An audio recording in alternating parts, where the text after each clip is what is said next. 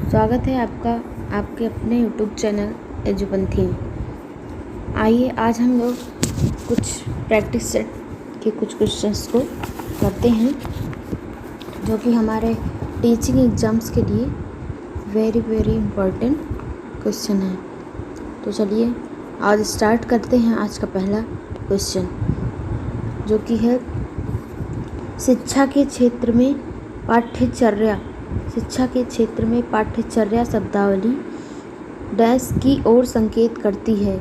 Option A है शिक्षण पद्धति एवं पढ़ाई जाने वाली विषय वस्तु, विद्यालय का संपूर्ण कार्यक्रम जिसमें विद्यार्थी प्रतिदिन अनुभव प्राप्त करते हैं। सी है मूल्यांकन प्रक्रिया और ऑप्शन डी है कक्षा में प्रयुक्त की जाने वाली पाठ्य सामग्री। तो इसका आंसर हो जाएगा पाठ्यचर्या। पाठ्यचर्या एक ऐसा शब्द है जिसके अंतर्गत विद्यार्थी जो है विद्यालय में जितना भी कुछ अनुभव प्राप्त करता है और जितनी भी सारी क्रियाकलाप होते हैं वो सारे के सारे पाठ्यचर्या के अंतर्गत आते हैं। इसलिए इसी का शब्दावली का वो पूछा गया है, मतलब शब्दार्थ पूछा गया है। तो यहाँ पर इसका आंसर हो जाएगा B. Answer B is the right answer. ठीक है, चलिए अगले क्वेश्चन पे चलते हैं। अगला क्वेश्चन है निचली कक्षाओं में शिक्षण की खेल पद्धति मूल रूप से आधारित है। निचली कक्षाओं में शिक्षण की खेल पद्धति मूल रूप से आधारित है। ऑप्शन ए है शारीरिक शिक्षा कार्यक्रमों के सिद्धांतों पर, शिक्षण पद्धतियों के सिद्धांतों पर। सी है विकास एवं वृद्धि के मनोवैज्ञानिक सिद्धांत पर। डी है शिक्षण के समाजशास्त्रीय सिद्धांतों पर। ठीक है, तो यहाँ पर इसका आंसर हो जाएगा ऑप्शन सी। इसका राइट आंसर हो जाएगा ऑप्शन सी, निचली कक्षाओं में। यहाँ पर इसका अर्थ ये बताया जा रहा है कि मतलब जो छोटे बच्चे होते हैं वहाँ पर वे खेल पद्धति मूल रूप से आधारित किस पर है, तो विकास एवं वृद्धि पर। वहाँ पर यह ध्यान दिया जाता है कि जो छोटे बच्चे हैं उनको हम ज़्यादा से ज़्यादा पहली बार तो कहानी व खेल के माध्यम से बताएं, और जो खेल खिलाए भी जाते हैं उनसे बच्चों का विकास हो सके और उनकी वृद्धि हो सके। इसलिए खेल जो है बच्चों की शिक्षा में बहुत ही योगदान देते हैं, वो भी निम्न कक्षाओं में। इसलिए यहाँ पर इसका आंसर हो जाएगा विकास एवं वृद्धि के मनोवैज्ञानिक सिद्धांतों पर। तो ये ही इसका राइट आंसर हो जाएगा। और अगला क्वेश्चन है 3, आकलन को उपयोगी और रोचक प्रक्रिया बनाने के प्रति सचेत होना चाहिए। अलग अलग विद्यार्थियों में तुलना करना, विद्यार्थियों को बुद्धिमान और औसत शिक्षार्थी की उपाधि देना, शैक्षिक और सह-शैक्षिक क्षेत्रों में विद्यार्थी के बारे में जानकारी प्राप्त करने के लिए विविध तरीकों का प्रयोग करना। डी है प्रतिपुष्टि फीडबैक देने के लिए तकनीकी भाषा का प्रयोग करना। आप लोग देख रहे हैं ना, जब सारे के सारे क्वेश्चंस ये पिछली परीक्षाओं में आए हुए हैं तो ये और भी ज़्यादा इम्पोर्टेंट हो जाते हैं। तो यहाँ पर इसका आंसर हो जाएगा सी, आकलन को उपयोगी और रोचक बनाने की प्रक्रिया। ठीक है, तो उपयोगी और रोचक जो कि शैक्षिक कार्यक्रम होते हैं और सह शैक्षिक दोनों से जो है विविध प्रकार का ज्ञान प्राप्त होता है, वही शिक्षण प्रक्रिया को मतलब आकलन को उपयोगी और रोचक बनाते हैं।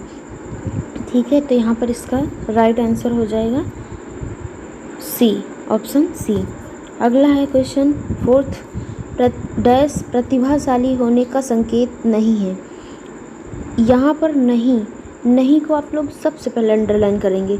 ठीक है, जिससे कि हमें ये ध्यान रहता है कि पूछा क्या गया, नहीं तो फिर अक्सर भूल हो जाती है कि पूछा नहीं गया है या फिर हाँ। उसके बाद आगे चलकर हम लोग क्वेश्चंस को पढ़ेंगे। तो वो है ऑप्शन ए है सृजनात्मक विचार, बी है दूसरों के साथ झगड़ना, सी है अभिव्यक्ति में नवीनता और डी ऑप्शन है जिज्ञासा। तो यहाँ पर प्रतिभाशाली, ठीक है, प्रतिभाशाली कौन होगा, जिसमें सृजनात्मक विचार होंगे, अभिव्यक्ति में नवीनता होगी, जिज्ञासा होगी, मौलिकता होगी, आत्मविश्वास होगा और किसी भी चीज़ को जल्दी सीखने की उसके अंदर मतलब प्रतिभा होगी। और यहाँ पर 120 जिसकी IQ लेवल 120 से अधिक होता है वे बच्चे प्रतिभाशाली में आते हैं। ठीक है, यहाँ पर ये भी बताया जा रहा है। ठीक, तो यहाँ पर इसका आंसर हो जाएगा, जो राइट आंसर होगा, दूसरों के साथ झगड़ना, क्योंकि यहाँ पर नहीं पूछा गया है। ठीक है, तो यहाँ पर दूसरों के साथ झगड़ना ये कोई प्रतिभाशाली होने का गुण नहीं है। ठीक है, तो इसलिए इसका राइट आंसर हो जाएगा दूसरों के साथ झगड़ना। और आंसर क्वेश्चन 5। ठीक है, चलिए क्वेश्चन 5 देखते हैं क्या है। कृतिका अक्सर घर में ज़्यादा बात नहीं करती, लेकिन विद्यालय में वह काफ़ी बात करती है। यह दर्शाता है कि डैश है। ए, विद्यालय हर समय बच्चों को खूब बात करने का अवसर देता है। बी है, शिक्षकों की यह मांग होती है कि बच्चे विद्यालय में खूब बात करें। सी ऑप्शन है, कृतिका को अपना घर बिल्कुल पसंद नहीं है। डी है, उसके विचारों को विद्यालय में मान्यता मिलती है। देखिए यहाँ पर एक बच्ची जो है कृतिका, वो अक्सर घर में ज़्यादा बात नहीं करती, लेकिन विद्यालय में वह काफ़ी बात करती है। तो यह जो है सीटेट परीक्षा में यहाँ पर माइंड गेम होता है। हम लोगों को मतलब मस्तिष्क से ये सोचना होता है कि मतलब क्या होगा इसका आंसर, और एक दूसरे विकल्प को काटते हुए चलना है। तो वहाँ पर जो आंसर सही लगेगा वह फिर वो ठीक होगा। तो विद्यालय हर समय बच्चों को खूब बात करने का अवसर देता है, नहीं। अगर विद्यालय बच्चों को खूब बात करने का अवसर देगा तो वो पढ़ाएगा कब? ठीक है, तो ऐसा नहीं है, ये आंसर सही नहीं है। शिक्षकों की यह मांग होती है कि बच्चे विद्यालय में खूब बात करें, नहीं। शिक्षक की अगर विद्यालय में यह मांग होगी कि बच्चे खूब विद्यालय में बात करें, तो शिक्षकों का वेतन कहाँ से आएगा जब बच्चे पढ़ेंगे नहीं। बात करने थोड़ी ना कोई अपने बच्चों को भेजेगा स्कूल। ठीक है, और वहाँ पर अगला है, कृतिका को अपना घर बिल्कुल पसंद नहीं है। ऐसा तो हो ही नहीं सकता कि कृतिका को, हो सकता है बट यहाँ पर नहीं है। और डी है, उसके विचारों को विद्यालय में मान्यता मिलती है। तो यहाँ पर यह जो है आंसर बिल्कुल राइट आंसर है, डी ऑप्शन। क्योंकि अगर कोई भी इंसान हो, वो बड़ा हो या छोटा हो, अगर वो किसी स्तर पर है और अगर वो बात अपनी रख रहा है और उसकी बातों को थोड़ा भी ध्यान दिया जाता है, तो वो अपनी बात अच्छे से बताने में सक्षम हो पाता है। ठीक है, तो यहाँ पर इसका राइट आंसर हो जाएगा, उसके विचारों को विद्यालय में मान्यता मिलती है। तो आगे चलते हैं। अगला है 6 नंबर का क्वेश्चन है, एक शिक्षक को अपने विद्यार्थियों की क्षमताओं को समझने का प्रयास करना चाहिए। निम्नलिखित में से कौन सा क्षेत्र इस उद्देश्य के साथ संबंध रखता है? तो इसका ऑप्शन ए है शिक्षा समाजशास्त्र। कहाँ पे गया? शिक्षा समाजशास्त्र, एक मिनट। यहाँ पर इसका ए ऑप्शन है शिक्षा समाजशास्त्र, बी है सामाजिक दर्शन, सी है मीडिया मनोविज्ञान और डी है शिक्षा मनोविज्ञान। तो यहाँ पर शिक्षा से संबंधित बात हो रही है, तो यहाँ पर इसका आंसर हो जाएगा राइट, डी शिक्षा मनोविज्ञान। ठीक है, तो आगे अगला क्वेश्चन है नंबर 7। प्राथमिक स्तर पर एक शिक्षक में निम्न में से किसे सबसे महत्वपूर्ण विशेषता मानना चाहिए? पढ़ाने की उत्सुकता, बी है धैर्य और दृढ़ता, सी है शिक्षण पद्धतियों और विषयों के ज्ञान में दक्षता और डी है अतिमानक भाषा पढ़ाने में दक्षता। तो यहाँ पर बात किसकी की जा रही है? प्राथमिक स्तर पर एक शिक्षक में। ठीक है, वहाँ पर एक शिक्षक में जो प्राथमिक स्तर पर पढ़ाने के लिए गया हो, तो वहाँ पर कौन सी विशेषता उसकी सबसे ज़्यादा?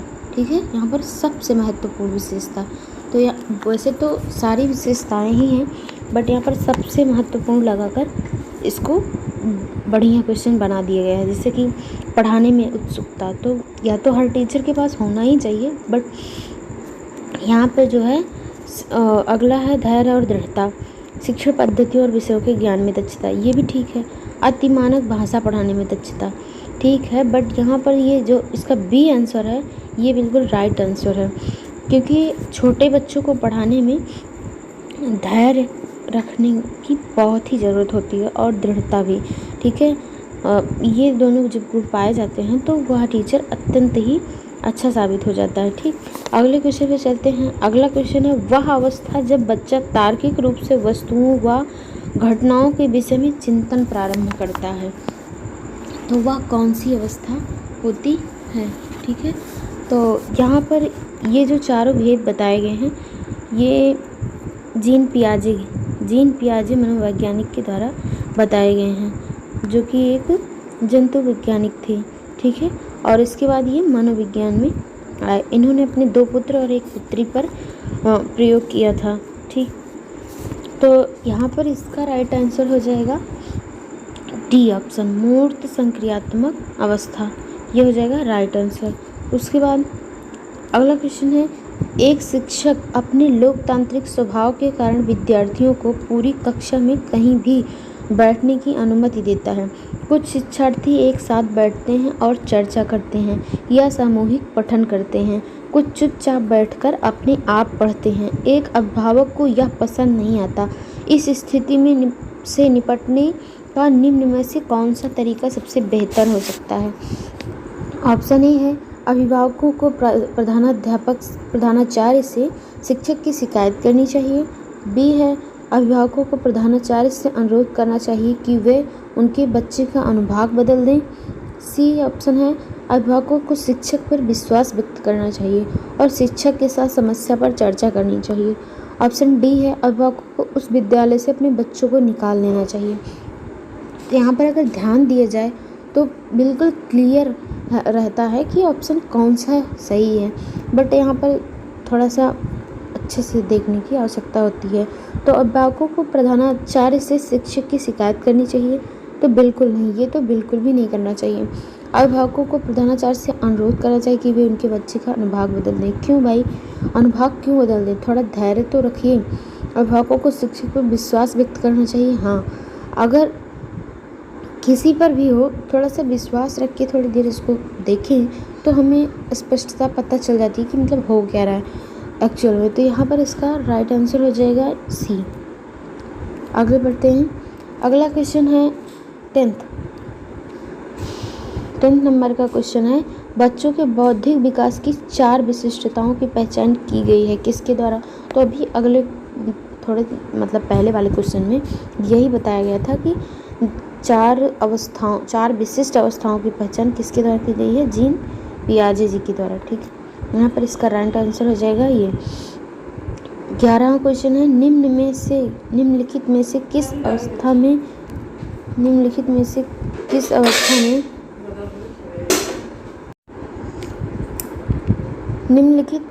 अवस्था में बच्चे अपने समवयस्क समूह के सक्रिय सदस्य हो जाते हैं। तो ऑप्शन ए है किशोरावस्था, बी है प्रौढ़ावस्था, सी है पूर्व बाल्यावस्था, ऑप्शन डी है बाल्यावस्था। तो यहाँ पर इसका आंसर हो जाएगा, आंसर देखिए, चलो देखते हैं। तो इसका आंसर हो जाएगा ए, आंसर हो जाएगा इसका किशोरावस्था, option A is the right answer, A is the right answer. ठीक है, अगले चलते हैं अगले क्वेश्चन पे। 12 में, विकास कभी न समाप्त होने वाली प्रक्रिया है, यह विचार किससे संबंधित है। ऑप्शन ए है अंतः संबंध का सिद्धांत, बी है निरंतरता का सिद्धांत, सी है एकीकरण का सिद्धांत और डी है अंतःक्रिया का सिद्धांत। तो यहाँ पर कभी ना समाप्त होने वाली, और जो चीज़ कभी भी समाप्त नहीं होगी वो तो मतलब है ना कि वो निरंतर ही चलती रहेगी। तो इसका ऑप्शन सही हो जाता है B is the right answer. ठीक, चलिए अगले क्वेश्चन पे बढ़ते हैं आगे। तो यहाँ पर है 13वें नंबर क्वेश्चन, निम्न में से कौन सा बुद्धिमान बच्चे का लक्षण नहीं है। वह जो लंबे निबंधों को नहीं है का विशेष ध्यान। ठीक, चलिए अगले चलते हैं। वह जो लंबे निबंधों को बहुत जल्दी रटने की क्षमता रखता है, वह जो प्रवाहपूर्ण एवं उचित तरीके से संप्रेषण करने की क्षमता रखता है, वह जो मूर्त रूप से सोचता रहता है, वह जो नए परिवेश में स्वयं को समायोजित कर सकता है। तो यहाँ बुद्धिमान बच्चे का लक्षण, ठीक, बुद्धिमान बच्चे का लक्षण, तो जो बच्चा प्रवाहपूर्ण एवं उचित तरीके से संप्रेषण करने की क्षमता रखेगा वह तो होगा बुद्धिमान। वह जो मूर्त रूप से सोचता है, यह भी ठीक है। वह जो नए परिवेश में स्वयं को समायोजित कर सकता है, यह भी बुद्धिमान बच्चे का लक्षण है। बट वह जो लंबे निबंधों को बहुत जल्दी रटने की क्षमता रखता है, यह तो हर एक बच्चा कर सकता है। अगर हाँ, ये है कि बुद्धिमान बच्चा जो है वो जल्दी रट सकता है, बट जो है छोटा बच्चा मतलब थोड़ा देर लग सकती है। बट ये जो है राइट आंसर यहाँ पर हो जाएगा कि नहीं है, लक्षण ये नहीं है बुद्धिमान बच्चे का। ये जो है सबके अंदर हो सकता है ये गुण, ठीक है। तो इसका राइट आंसर हो जाएगा ए ऑप्शन। अगले क्वेश्चन पर बढ़ते हैं। तो अगला क्वेश्चन दिया गया है 14th, निम्न में से कौन सा बच्चे की सामाजिक मनोवैज्ञानिक आवश्यकताओं के साथ संबंध नहीं है? सामाजिक अनुमोदन अथवा सराहना की आवश्यकता, ऑप्शन बी है संवेगात्मक सुरक्षा की आवश्यकता, ऑप्शन सी है अपशिष्ट पदार्थों का नियमित रूप से बाहर निकलना, ऑप्शन डी है सानिध्य संगीत की आवश्यकता। तो यहाँ पर इसका राइट आंसर हो जाएगा ऑप्शन सी। ऑप्शन सी, शरीर से अपशिष्ट पदार्थों का नियमित रूप से बाहर निकलना। अगला क्वेश्चन है 15th, पियाजे के अनुसार निम्नलिखित में से कौन सी अवस्था में बच्चा अमूर्त संकल्पनाओं के विषय में तार्किक चिंतन करना आरंभ कर देता है? तो यहाँ पर पहला ऑप्शन है ए मूर्त संक्रियात्मक अवस्था 7 से 11 वर्ष, ऑप्शन बी है औपचारिक संक्रियात्मक अवस्था 11 वर्ष से ऊपर, ऑप्शन सी है संवेदी प्रेरक अवस्था 0 से 2 वर्ष, ऑप्शन डी है पूर्व संक्रियात्मक अवस्था 2 से 7 वर्ष। तो यहाँ पर ये पहली हो जाती है और ये दूसरी अवस्था, ये तीसरी और ये चौथी। यहाँ पर 4 अवस्थाओं को बांटा है पियाजे ने। इनको 1904 में पुरस्कार भी मिला था और ये एक जंतु वैज्ञानिक थे, ठीक है। तो यहाँ पर इसका राइट आंसर हो जाता है ए मूर्त संक्रियात्मक अवस्था, ठीक है। अगले क्वेश्चन पर बढ़ते हैं। 16वें, खिलौने की आयु कहा जाता है पूर्व बाल्यावस्था को, उत्तर बाल्यावस्था को, शैशवावस्था को, या फिर डी ये सभी। देखिए ये आर्ट में आया हुआ क्वेश्चन है। सारे क्वेश्चंस पिछली परीक्षाओं में आए हुए हैं, इसलिए ये ज़्यादा ही महत्वपूर्ण हो जाते हैं। यहाँ पर इसका राइट आंसर हो जाएगा ए पूर्व बाल्यावस्था। अगले क्वेश्चन पे बढ़ते हैं। तो चलिए, इसका निम्नलिखित में से कौन सी पूर्व बाल्यावस्था की विशेषता नहीं है? ऑप्शन ए है दल समूह में रहने की अवस्था, ऑप्शन बी है अनुकरण करने की अवस्था, ऑप्शन सी है प्रश्न करने की आवश्यकता, और यहाँ पर ऑप्शन डी दिया गया है खेलने की अवस्था। तो यहाँ पर इसका पूर्व बाल्यावस्था की विशेषता नहीं है, ठीक है। तो यहाँ पर इसका राइट आंसर हो जाता है खेलने की अवस्था। अगर आप लोगों को कोई भी कन्फ्यूजन लगता है तो आप लोग नीचे कमेंट बॉक्स में अपना कमेंट कर दीजिएगा और हम उसे देखेंगे, तो फिर उस पर रिप्लाई करेंगे, ठीक है। और अगला क्वेश्चन है उत्तर बाल्यावस्था में बालक भौतिक वस्तुओं के किस आवश्यक तत्व से में परिवर्तन समझने लगता है? तो इसमें ऑप्शन डी ए दिया गया है द्रव्यमान, बी है द्रव्यमान और संख्या, और सी है संख्या। डी में दिया गया है द्रव्यमान, संख्या और क्षेत्र। तो यहाँ पर ये इसका राइट आंसर हो जाता है क्योंकि ये सबको समाहित किए हुए, ठीक है। तो यहाँ पर हमारी क्लास समाप्त होती है। मिलते हैं आपसे अगली क्लास में, तब तक के लिए बने रहिएगा एजुपंथी के साथ। लाइक शेयर एंड सब्सक्राइब करना मत भूलिएगा। Thanks to all.